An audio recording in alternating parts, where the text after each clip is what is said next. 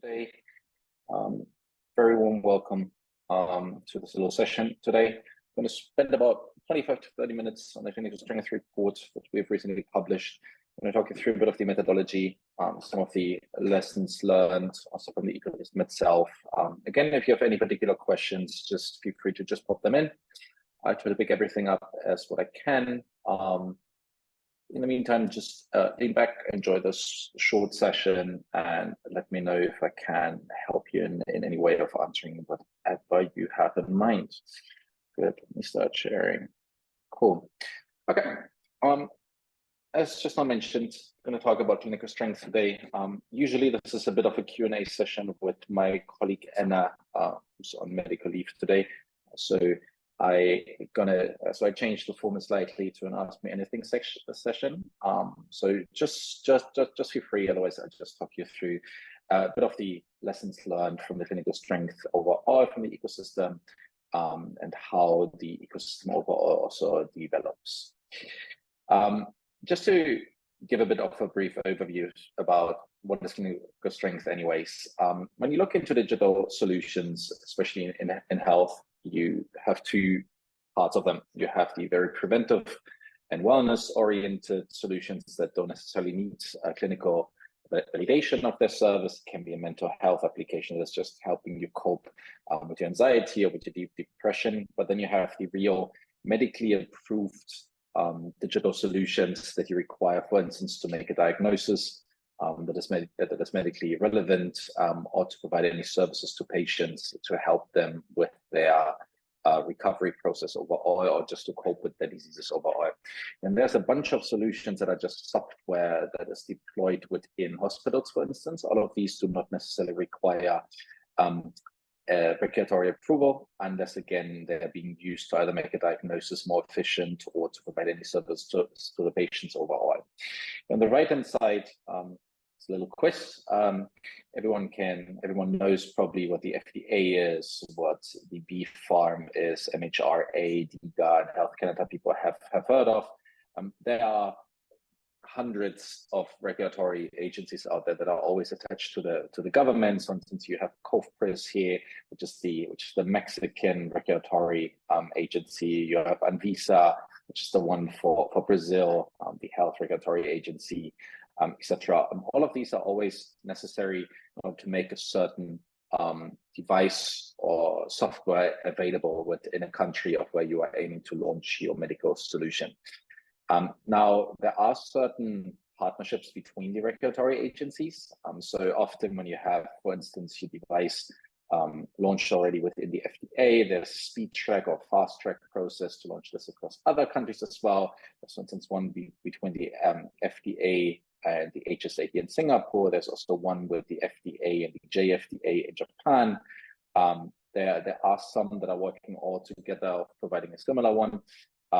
And then everything that is currently also under the FDA and a few other regulatory agencies can directly also launch within the UK, considering that they are approving any software or digital application that has gone through rigorous FDA approval can also fast track their own regulatory process making. Now, when we look into digital strength, this does not just include regulatory approvals. We build an entire score around the same that is tracking something that we call an evidence signal. The evidence signal is basically the number of clinical trials, regulatory filings, and peer-reviewed publications that have been just generated to confirm the medical benefit of its solution to the target customer. It's our own little proprietary algorithm that is based on a few publications that are peer-reviewed as well. And we enable that within Health Tech Alpha to help you navigate faster through the ecosystem. Now, when you look into the clinical evidence, you have what I was just mentioning, a bunch of solutions out there that don't necessarily need the evidence signal every time when this is non-medically relevant. But then you have all of these solutions that are actually meant to go into the patient. And for these, it's always good to benchmark against the ventures that already have a regulatory approval or that have already clinical evidence proven. Therefore, how is the venture that you are about to start working with, or when you do your own due diligence of how do their competitors in the market perform as compared to the gold standard, let's put it that way, already within the market. So generally, when we look into that, we establish this pyramid scheme here, where you have ventures that have between 0 and 20 as an evidence signal that have basically no clinical strength. Then the ventures between an evidence signal of 20 to 40, this is building clinical strength. It can be a very young venture that just started their journey on the clinical journey. Generally, these ventures are have fewer than 4 publications and no further evidence of any of the products that they are that they have launched. They can also have, for instance, just one clinical trial just started but hasn't completed it yet. Again, in this case, they haven't really proven any clinical evidence yet, and therefore they're currently building towards that. Then we have the number of ventures that are here between the 40 and 80 bucket of the evidence signal. These have at least one completed clinical trial or regulatory filing with sufficient publications and established proof of benefit. So ventures that have really proven that their solution works can either be through the clinical trials or inpatient or through the regulatory filing, which often requires also publications or clinical trials where applicable, and depending on the country that we're also working in or that we want to launch our solution. And then we have the substantially clinical strength, or the substantial ventures with evidence signal that have proven extremely strong clinical strength.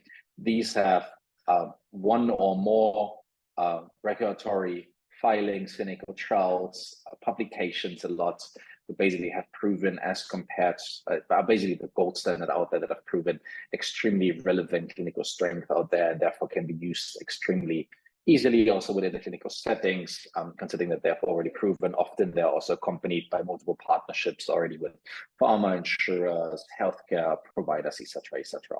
So this is generally the pyramid that we are building out of that, and you can kind of follow the score of when you are doing your own assessment as well throughout the ventures. Now, when we look into where these ventures are located, it kind of varies from region to region. Quite interesting actually here is that the Middle East has the number of ventures that have the highest number of clinical trials as percentage share of their solution. Now, this is based particularly on Israeli ventures that are often very clinically relevant, considering that they are very strong in both the biotech side as well as in the imaging side. And therefore, whenever they are trying to launch their solutions, often not even for the Middle Eastern market, it's often for the US. In order to launch the product over there, they would need to establish clinical evidence here in forms of often publications, for instance, to kind of prove to the market that their solution that they're launching is extremely relevant and people should consider working with them. Now, again, this 12% is hugely driven by Israel and not so much of the other countries that are in the Middle Eastern region, like Saudi, UAE, Jordan, etc. Ventures in these areas are often still very awareness driven, or trying to bridge the reach to the physician overall. The next one is in North America. Again, here it's quite interesting. We have a very low percentage of regulatory filings for those, but we do have 10% of the ventures that are in the United States, that are in North America, that have publications, for instance, there, which is on the same level as in Europe and in the Middle East. Again, often you want to demonstrate this first in a peer-reviewed journal publication, considering it's often the cheapest way to gain evidence, as compared to going through all of the regulatory filings or even running a clinical trial that generally requires lots of investment upfront in order to finance and fund your clinical trial, or even then your regulatory filing data that is often supported by it. APAC lags a bit behind, but this is also due to the diversity of the countries here. Many do not have an established track record yet of how you launch a clinically proven solution within a market. They're therefore often following what is happening within other markets, especially in the United States, or even in Japan, Singapore, and Korea, even a bit China. When we look into where are these ventures, where is clinical evidence necessary in order to launch digital solution in healthcare for patient use of imaging. Now, we've all seen over the past few months or over the past year that funding has really tumbled down. Now, this is representing a huge drop in it. In case you've read our Q1, our H1 report, you've seen that we published a year-on-year for 41% of the funding overall. This is also reflected in ventures with clinical evidence. However, when we look into the funding share overall of how clinically validated solutions have raised funding over the past 18 months, let's say, we've seen that those that have an evidence score of bigger than 40, so with significant evidence, are raising a significantly higher share of funding as compared to the corresponding deal share overall. So when we look into here, the ticket size of the ventures that are within remote devices that have clinical evidence is generally represents 81% of them. So again, we see a huge share of ventures with clinical evidence that are raising faster, better, but also more in funding as compared to those ventures within the clinical relevant clusters that have not proven any clinical evidence yet. So we really see that this mandate of investors goes towards, I invest my investment into a venture that has already proven significant impact to other patients or to the provider to help really accelerate the diagnosis overall.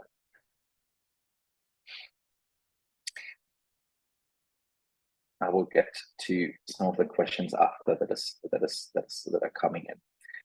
Now, when we look into some of the delays and how publications have also developed over time, we've really seen that within the past 10 years, really, we've seen that this clinical evidence has really taken off, considering that we are in an area where providing relevant services to patients is the highest necessity.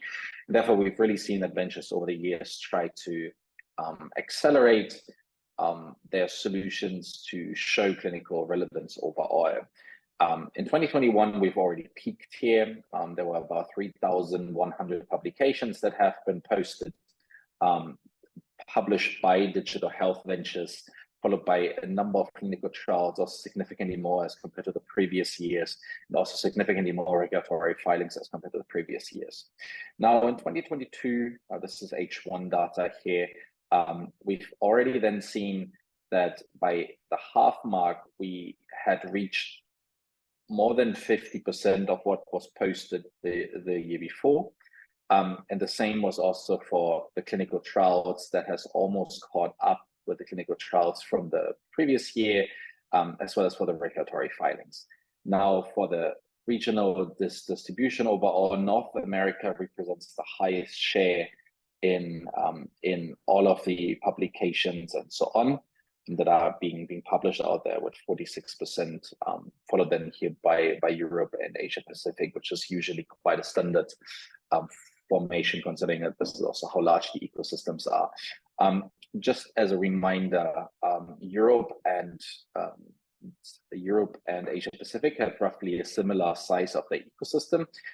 North America is about twice as large as the two ecosystems. So it's not so much of a surprise that also the regional distribution by percentage share is significantly higher as compared to the other regions out there.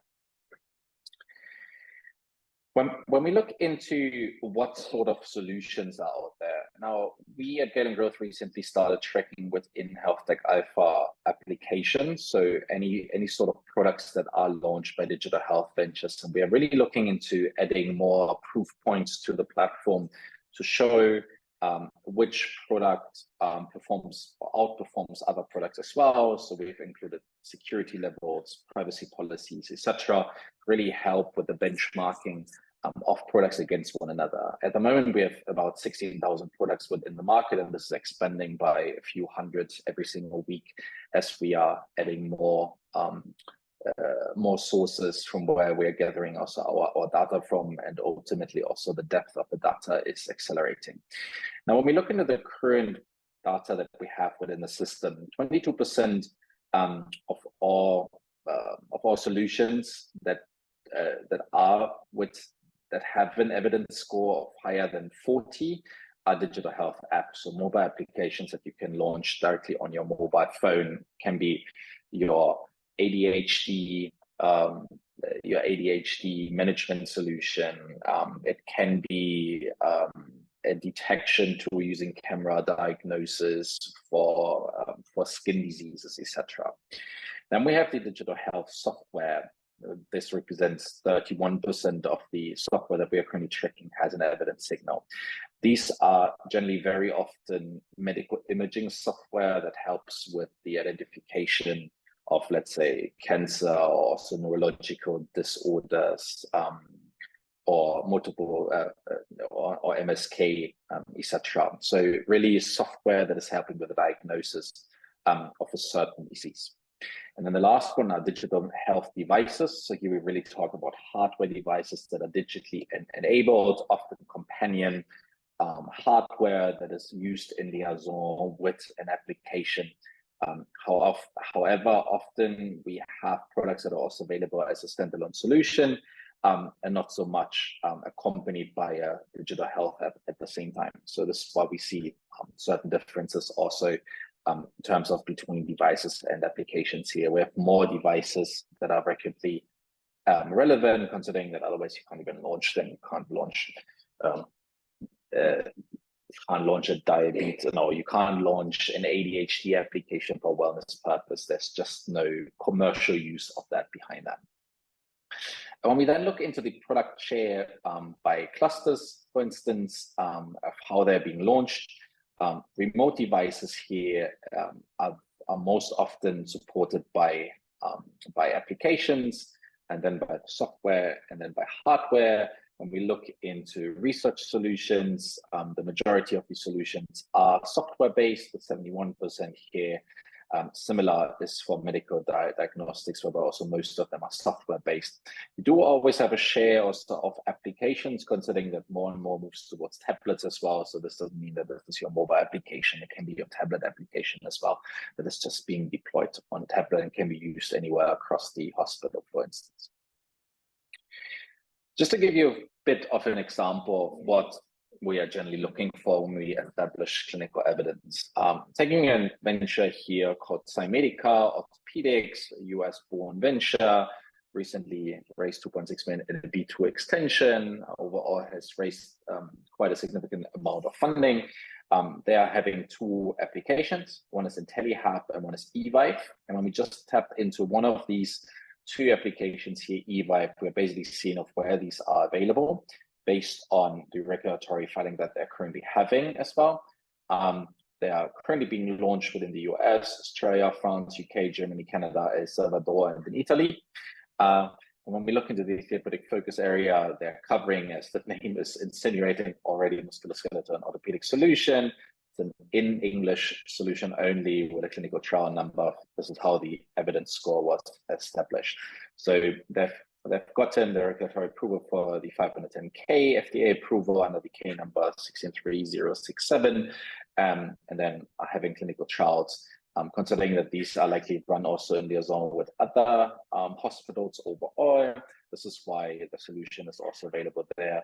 And for instance, Canada has, so Health Canada has likely tapped onto the 510K approval to also launch the solution within Canada, for instance.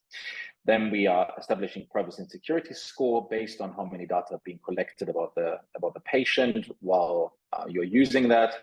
Now, you can get this either from the App Store itself or from the privacy policy of what data are being collected about you.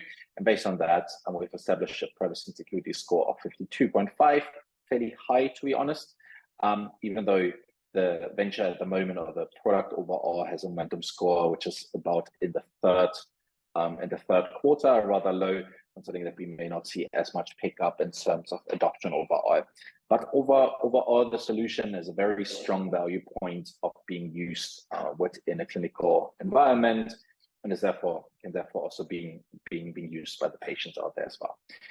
A different platform, etc. But it's just basically saying that here I'm using looking into neurofed, Korean invention, and then you see here from a regulatory side, they got an MFDS approval, which is a class 2 medical device, this particular number, but they were also launched in the United States and also in Japan. Again, there could be an exchange between. They're also having an MDA approval within Europe, and therefore also launched within the European Union under a CE mark overall. Again, here this is only for neurofed, not for their test lab or SEC plus other products that are getting tracked. Now, what we always need to consider a bit is that not all proof points are really equal. So we always need to look into how are you bringing your product to market. This can either be through peer-reviewed journals of what I was mentioning earlier. Now, there are differences in there. There are pay-to-play journals as well, where you can kind of claim, well, we got clinical validation. This is always necessary when you do your due diligence as well, when you start working with them. Is it by your X? So is it a journal that just picks up everything without being clinically relevant out there? Or is it a journal that is really peer reviewed? You have independent reviewers for reviewing that before the publication actually goes through. Now, this is where the due diligence is always necessary, and we always try to make sure that also what we are tracking is really only the peer reviewed journals, so that we are not taking up the trash that has been published without any peer review out there, and it's a pay-to-play model. Because I publish a white paper claiming how great my solution is, doesn't necessarily mean that there's any clinical relevance behind that. And then we also need to see, well, is there, for instance, an association between as well? So again, you need to do your due diligence properly, that we are not seeing that there's any conflict of interest involved. If you remember the case between Babylon was highly engaged in the NHS at some point, because one of the NHS people was an investor into Babylon and had his own little affairs with the company, and therefore made sure that Babylon is being promoted over some of the other solutions that existed out there, and got favorable terms with the government overall, so that they can work with them. So always do your due diligence considerably, and make sure that the solution really promises, really does what it promises. Now, we do have solutions like Pair Therapeutics or Mindstrong here. Often they have a great value proposition within the market. It's often the adoption that is also lacking, which is the other case. So you can prove them if you are significant, clinically relevant. If you struggle with adoption with your patients, with the physicians who need to sell your solution in the end, or basically your channel to market, you can also fail. And again, this happened in particular here with Pair Therapeutics. They grew too fast, but the sales just lagged behind. And this is why then later they were sold into 4 parts. So while you can have a great solution, it doesn't mean that you can also sell it great. So there are always issues with that. Just a few more points before I'm wrapping up on that at around the half mark. When we look into where most ventures are located, again here in North America, 41% of them, followed by Europe, followed by Asia Pacific. Again, it's based on the size of the ecosystem as well, and therefore it's not a surprise that the majority of the ventures are within these 3 regions. Also, they've been growing over the years. I just take 2022 as a benchmark here. From 2020 to 2022, we've seen about an increase of 40 ventures that have reached this evidence of 40. Again, it takes a while to bring a solution to market that is clinically relevant. So running your clinical trial can take 6, 9, 12 months, depending on how large also your population is. Also, writing a peer-reviewed journal takes a few months, and you need to collect your data overall as well, sitting behind that. Quite interesting when I was reading through this earlier again, is that South Korea is actually the country with the highest by volume share country with ventures with regulatory approval. It's quite interesting. By digging more deep into where these solutions are located, again, South Korea is a very high-tech market when it comes to medical imaging solutions and to medical devices overall. And therefore, the majority even of the digital health solutions, considering that telemedicine was longest not even allowed there, and a few other things just don't work from a regulatory point of view, it's not really a surprise that we see such a high share out of there. But we have 79, so 36% of the entire population of ventures currently active within the country that have proven clinical evidence overall that exceeds any other country. It's actually followed by the United Kingdom here with 30% of all of their ventures having regulatory strength. Okay. Good. I'm going to take one of the questions here. So you mentioned that publishing results of a study in a peer-reviewed journal publication is a cheaper way to collect evidence. Could you please elaborate on this, and why could this be a good comparator? Now, when we go back into what I was mentioning earlier around how we start collecting things, generally when you establish a partnership between a university or healthcare provider, the easiest way to share your results fast is through a peer-reviewed journal publication. Now, we've all seen and heard over the years that not all information that you share, not all data that are shared within publications are fully relevant. This is where the peer review is so necessary to validate the claims that are being made within a publication. However, it's still much easier to cheat on that as compared to in a clinical trial, whereby you really get patient results out there. Again, you can falsify data, but it's significantly more tricky to do that than doing this in a normal publication, whereby you can just claim your findings based on a few data points that you have collected over the years. This is why generally also for us, publications have a lower weighting as compared to, let's say, a clinical trial. It's significantly more difficult to also run, and then supported by many publications behind that as well. This is generally why we can use that quite easily as a comparator to also say, well, it's good to have a publication, but it's better to have 10 publications. It's better to have one clinical trial, to have one regulatory approval. So just using a single publication as a benchmark may not be the right approach to also go about that. This is why we generally make the separation out of that. As a last slide to probably follow, to probably close this off, two slides basically. When we look some into the partnerships that we are seeing here within, we've actually seen that AstraZeneca is one of the most prolific pharma companies that has established partnerships with ventures that have a high evidence signal, 65. Total AstraZeneca has about 125 partnerships globally. The latest one is probably here, the one with Tempus. Now, there are two other companies in between them. We have NHS here.